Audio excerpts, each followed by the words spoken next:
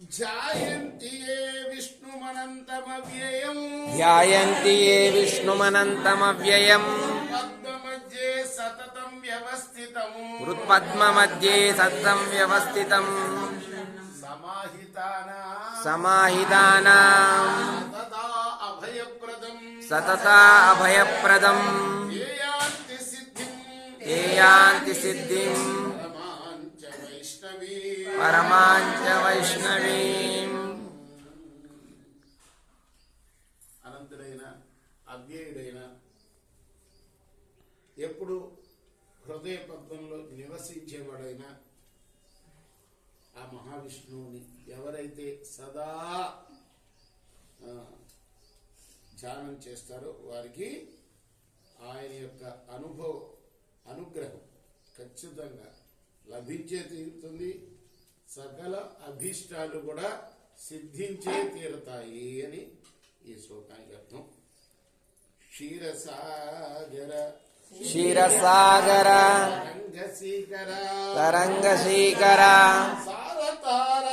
సారతార హితచారుమూర్తయే భోగి భోగ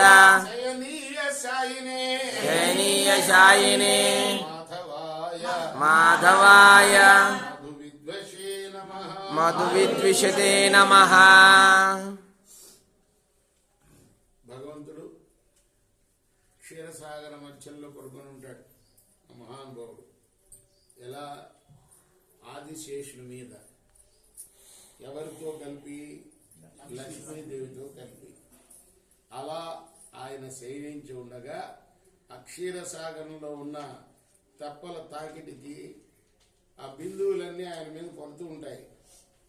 ఎలా ఉంటుంది ఆయన దేహం? నల్లగా ఉంటుంది కదా.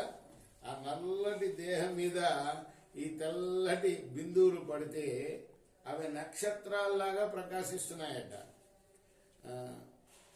అది ఈ శ్లోకానికి అర్థం. కృష్ణార్పణమస్తు. సాయి కృష్ణార్పణమస్తు. ఇప్పుడు మా గురువు గారు దేవి రంగాచార్యులు గారు రచించిన తిరుమల తిరుపతి దేవస్థానం వాళ్ళు ప్రచురించిన గోదాదేవి గ్రంథం నుండి 1-2 పేజీలు పారాయణం చేసుకున్నాం.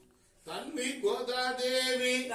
గోదాదేవి దర్శించినప్పుడు అచ్యుతుడంపిన అర్చకోత్తముల గోదా మహాదేవి కోరే రంగండు వైష్ణవార్చకులప్పుడు అదృచ్చిరంతా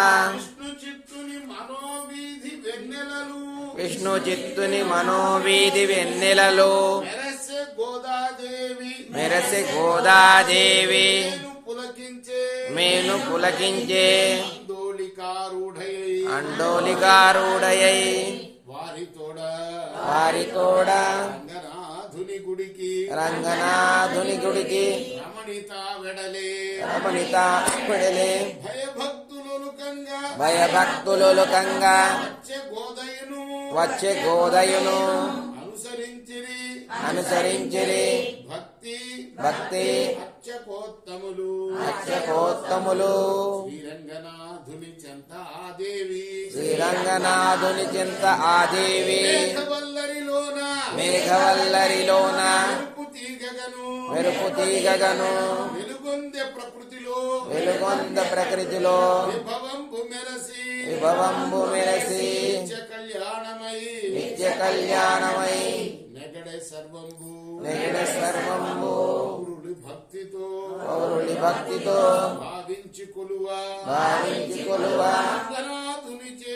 రంగనాథుని చేరే రాజీవనయన మదిలోన రంగని మరువలేకుండి దివ్య ప్రబంధాలు దీక్షతో పాడే తిరువడిగలే శరణం.